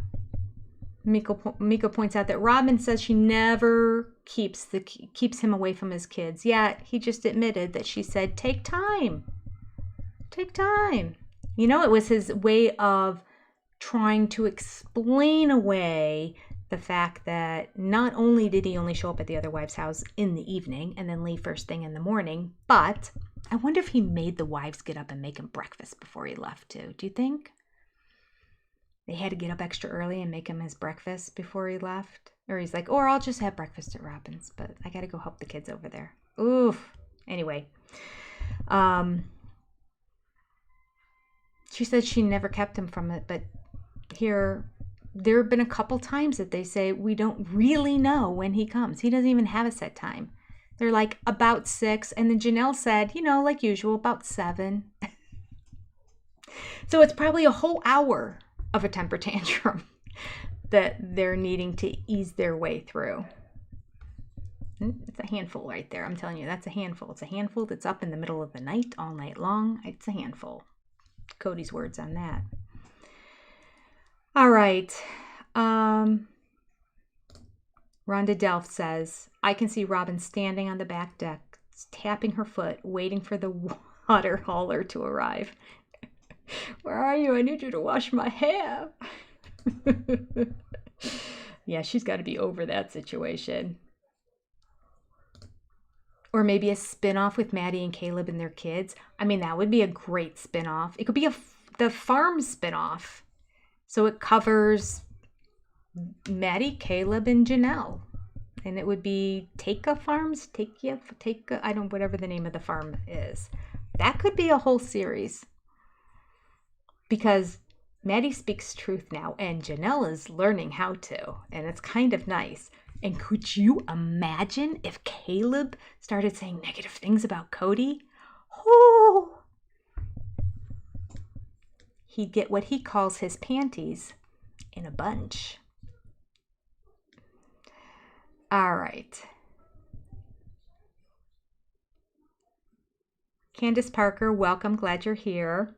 Howdy from Texas. Yay. This season, geez, it's like a knife in my kidneys.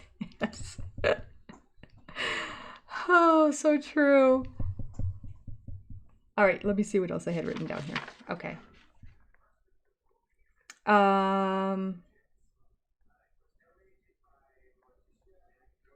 Oh, Robin saying that her kids, first of all, she says this is her contradicting herself. And I don't think I have this in my video. I don't think I talked about this. First of all, she talks about how her kids are really upset by all this and she doesn't know how to handle it and she doesn't know what to say to them and they've been so hurt by everything that's gone on. Okay. And we know that they know about things going on because as opposed to just saying they're Truly and Christine are leaving for a while and they're going to be living someplace else, that's it, right away. At that goodbye, Ari was saying, why are you breaking up? Why don't you have dates? Where'd she even learn have dates? You know, like this is all things that she is getting from the parents. So the parents are talking all about it in front of Ari, and yet they claim, And then Robin says, we don't need to get our kids involved with the issues of their parents. Yet you do. You had your 2 oldest ones on there defending you about stuff they know nothing about except hearing it from you because they have been stuck in that house. They weren't allowed to go out. So they hadn't seen any of the rest of the family. So anything that they're talking about is what they heard inside the 4 walls of their home. Ari saying about Christine that she doesn't like her. Oh, That was some reveal that Robin's not going to be happy that Cody leaked too. For her to say that she doesn't like Christine, I mean, he handled that so poorly. He did not reprimand her. He didn't discipline her. He didn't redirect her, even gently. All he said was, well, it did show loyalty. Because she's a child. She just said something wrong and inappropriate in this given situation. And then he doesn't defend it and say, you don't really understand the whole situation. No. He just, that was the worst. Okay.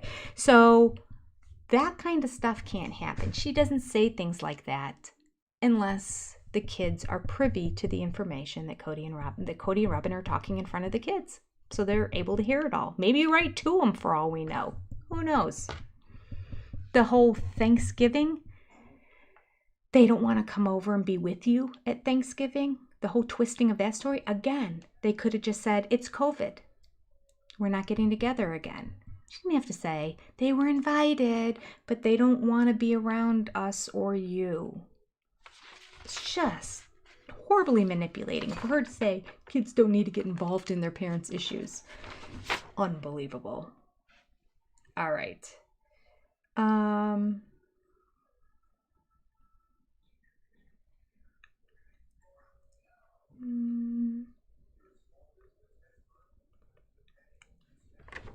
So sad. I have this in the video where Cody just said, the whole wedding was just sad for me. Isn't that lovely? What now?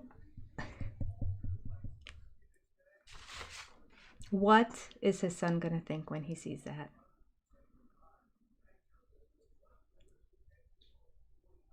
I don't want Mary in a place where she's another enemy. Yeah. It's manipulating her. Gotta keep her on my good side. Gotta keep her on my good side. I don't need another enemy. That's all he cares about. He doesn't care about Mary, what Mary thinks, what Mary wants, what Mary's doing. He just doesn't want another person who doesn't like him. So he's going to act like he likes her. Okay. Lasheen Farley, good question. I do not know if they still have a nanny. I mean, they clearly don't need a nanny anymore. Their youngest child is 10. 10, 12, 20, 22, 24. We don't need a nanny. But I don't know. It's possible.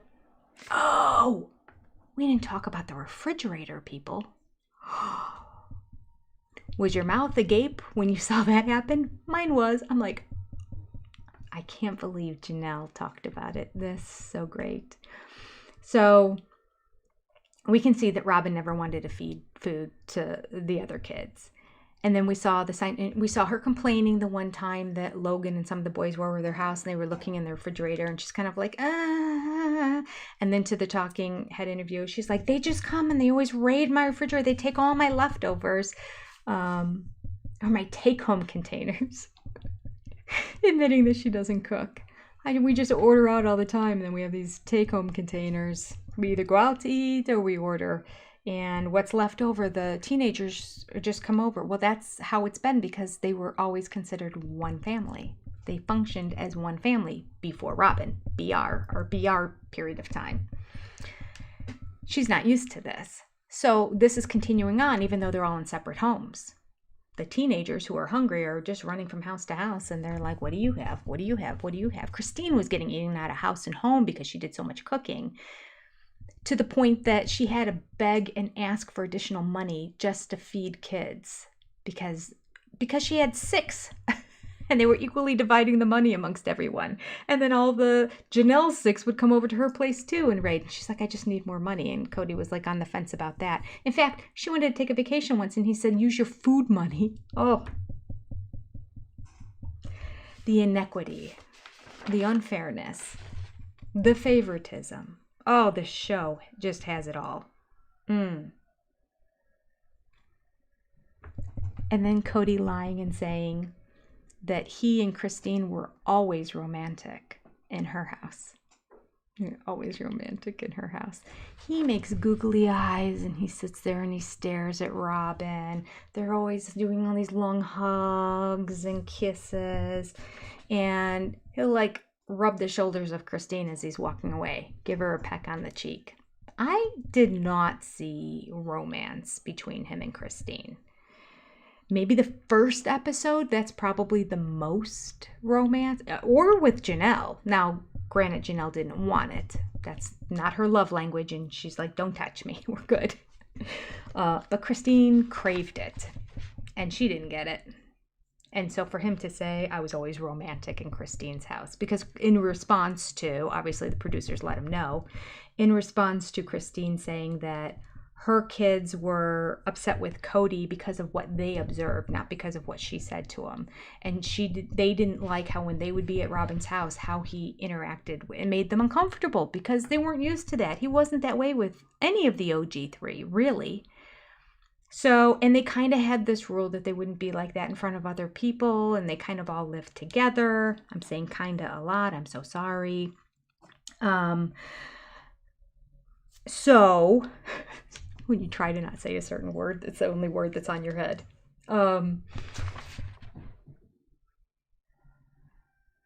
So the kids would go over to Robin's house to probably try to raid the refrigerator and not be successful. Or if they were just over there playing, they would see Dad acting completely different than he acted with the other wives as they were all growing up. And it made them uncomfortable. They didn't like it. Cody's response, I was always romantic at Christine's house. Oh, goodness. Let's see. We have a lot of loyalties in here. Oh, and that kicker. First of all, Cody saying, I prefer to have natural births, not in the hospital. You don't get a say, Cody. This is Cody. 98.7 degree temperature. Acting and saying he felt like he was dying. He could not handle that cold that he got at all. At all. He was able to sit there and talk with incomplete sentences as he was FaceTiming, so it didn't sound like his lungs were that compromised. I mean, he was sick. Yeah, okay, whatever. He actually said he felt like he was dying, and he thought that he just might, that it was that bad, and then has the nerve to show. It's because he probably didn't know. He's like, in the 90s, that's close to 100. That's gotta be terrible.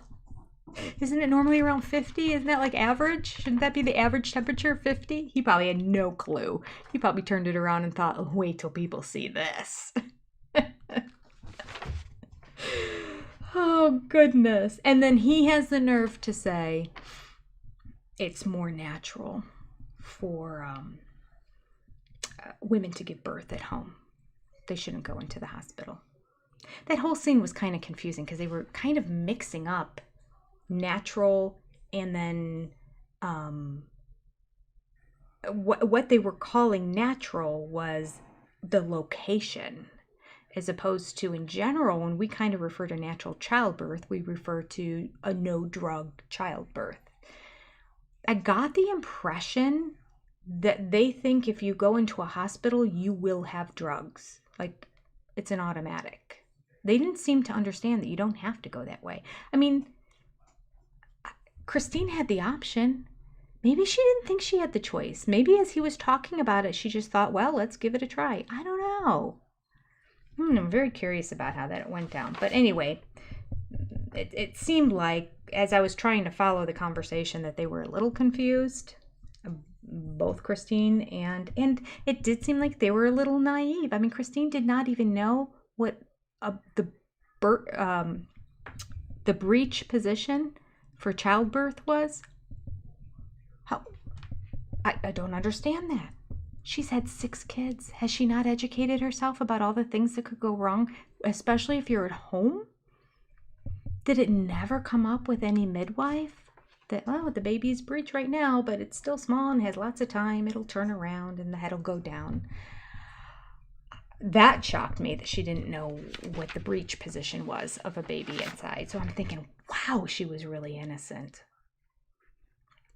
Or naive. All right. Oh, okay, here. Another lie from Cody. I don't know. I don't think I addressed this in my video. This is when they showed Dr. Bean and the flashback of when Christine's in the stirrups getting ready to give birth. And Cody's bringing up to Dr. Bean about in vitro fertilization for Mary, another wife. And Dr. Bean's so incredibly uncomfortable. He's like, well, I don't... he didn't even want to answer the question. And then eventually Christine's like, no, it's okay. It's okay. Like, we all talk about it in front of each other. She's like a sister wife and all that. Deep down inside, this is that cover story kind of stuff. Deep down inside, she was thinking, how dare you? How dare you? I am about to give birth to your child, and you're taking this opportunity to pry the mind of the doctor who needs to be focused on me right now to inquire about in vitro fertilization. So that again was the lying when I say that Christine did her and Mary did their fair share of lying in this series. That was it. Again, trying to protect everybody, trying to make it look good, trying to make them look like a happy family, trying to make polygamy look normal.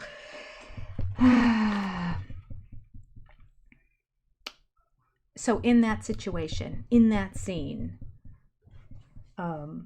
Cody has the nerve to say, it's okay. Mary and Christine have always had a close relationship.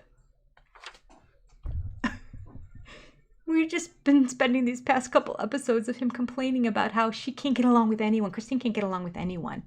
She's never gotten along with Mary, and she didn't get along with Janelle at all until she decided to leave this house, which is not true at all. We saw even in the book, which was season 2, they talk about how there was a period of time that Mary and Christine were close. Janelle was on the outs, and then there was a blowout fight between Christine and Mary, and after that, Christine and Janelle became close. Mary was on the outs, which is why we now understand that she brought Robin into the family. Didn't work out well for her at all, but I see the train of thought and where she was going with that. And she's like, oh, if I just get a cute young thing, Cody will say yes. All right. So his outright, that line that he said back then, he either was lying then or he's lying now. But I mean, who knows? With Cody, he could have been lying both times. Every time he opens his mouth, it seems to be a lie. All right.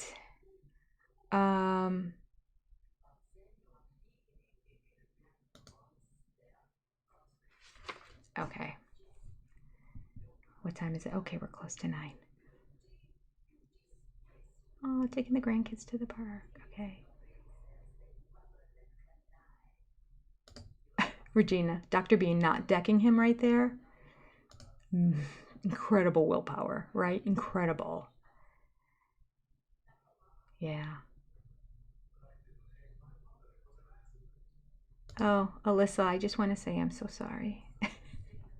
When they work, they're great. So great.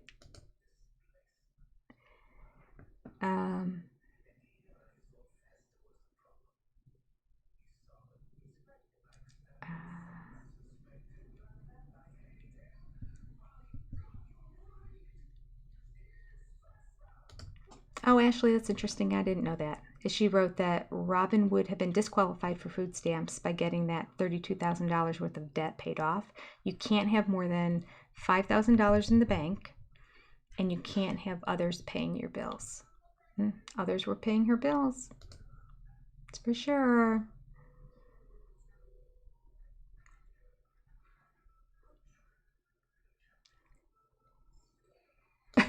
Mama Squirrel, you always crack me up. Cody thinks Breach is by the water. I like going to the Breach too. Oh, Angel Santa, that's a good point. I think you're right. Like, they're kind of trained to be scared of the hospital because they're afraid the hospitals are going to report to the government and then the government's going to come and throw them in jail. Although that hasn't happened in decades. But the fear is still there. I get it. Okay.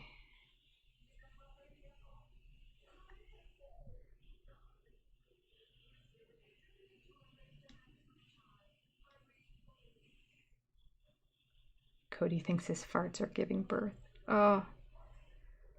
Yeah. Cody prefers home births because Cody has no health insurance.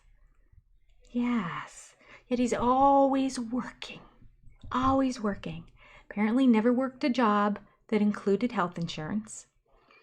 And apparently didn't work a job that made enough money that he could pay for health insurance.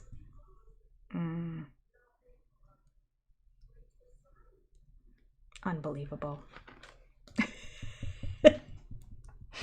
I don't know how to pronounce your name. Targeghij. I'm thinking some of those are abbreviations for like kids' names or something. Okay, Cody is constantly humiliating himself. Yes, he is. Oh, so annoying. This last episode, he didn't say constantly or constantly. All right. Oh. All right. Michelle said, Peyton said that Dayton had eligibility for UNLV to have scholarships there, and he qualified for them and everything. And then they sprung moving on them. So maybe, yeah. I think on McKelty's Patreon at one point, she said that Dayton got accepted and received scholarships to 4 different schools because he's a smart kid. High in academics. I mean, that's why he has 2 master's degrees now. He just went ahead. Or did he get a doctorate even? I don't even know. But time to finish going to school and time to either start teaching school. I mean, he might end up being a college professor. Or just get a job. But he's smart. He's a smart kid. So they could have kind of gone anywhere. They didn't have to go there. I think personally, after Robin saw that Cody was looking that way, she made her son apply. I think she made her son apply after the fact. And because she would have used that as her sticking point if he didn't get in or didn't get a decent amount of money. To get in there. And so I think he got in and he got equal or better or good scholarship money when he went there. And so she said, okay. All right. Yeah, I'd love to see him give birth. I mean, unbelievable, this man. We saw how he handled a 98-degree temperature. So could you imagine him giving birth? Oh, goodness. Oh, okay, here's the best line. I can't leave without talking about this one. I mean, I guess I kind of did. I did touch on it, but I'm reading it now as Janelle said it. Janelle says, Cody and Robin mismanaged their children. That was poor parenting. Oh, them are fighting words. Janelle, I did not expect that out of Janelle. Really didn't. I hope I talked about it. So delusional. I was talking until 2:30 in the morning and then I'm like, what am I doing? I thought I had been talking for an hour. That was it. I thought it was going to be one video. So who knows? I'm going to be surprised myself. I meant to be editing the second video all day today, but no electricity. So I'd start working on it tomorrow, but I work all day tomorrow until 6 o'clock at night, and then I'm exhausted because I don't even get lunch throughout the day. So by the time I make dinner and eat, I'm almost ready to pretty much just go to bed. So Thursday, I'll start editing video number 2. So it's going to get out slower than I wanted them to this week, but what can you do? What can you do if you have no power? Okay, everybody. Should we do a quote?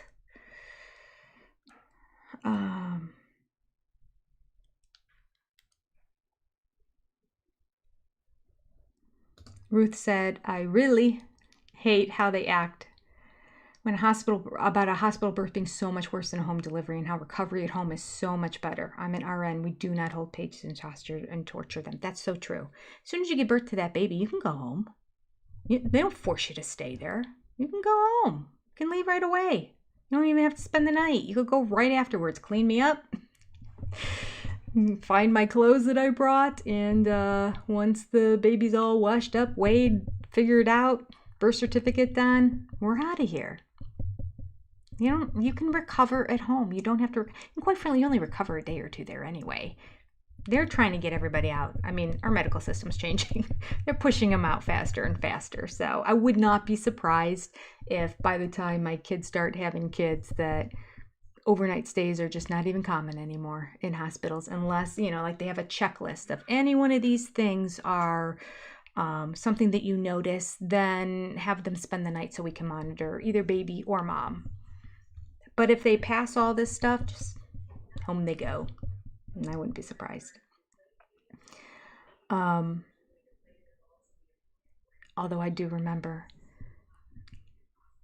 my kids were close together, and after I had my third, I just thought, and I had everything all set up, and they were at grandma's house, and grandma was, she had the whole schedule for preschool and all that stuff, because my husband was staying at the hospital with me. And I just remember as soon as we were going to get back home, he was going to go back to work, and I said,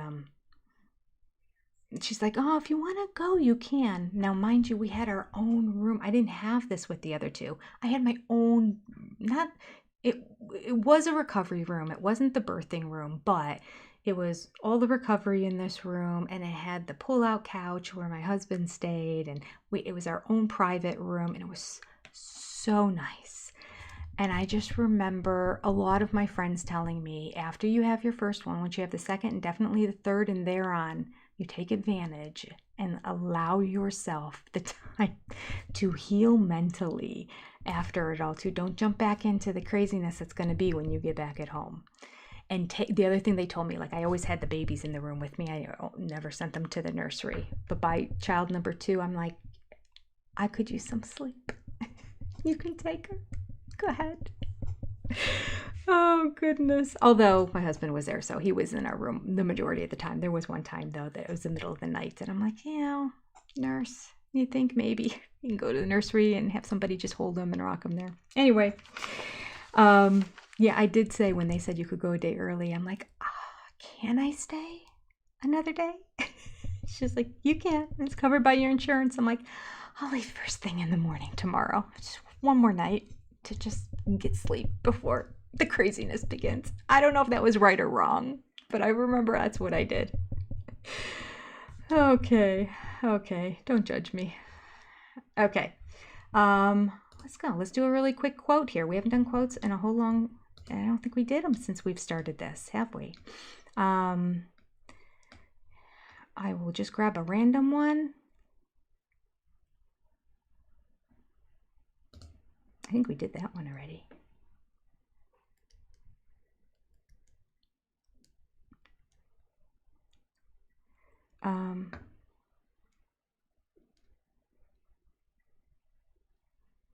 Oh, here's another Helen Keller quote. I don't think I did this one before. I know I did a Helen Keller quote. I do like me some Helen Keller. I'm going to cut and paste it into the chat for you all. 4 days in the hospital with a second child. Thank you, Lynn. Thank you for not judging me. There's part of me that did feel a little guilty at the time. But I'm like, my girlfriends all told me it would be the best thing for me to do, and it's really what I want to do right now.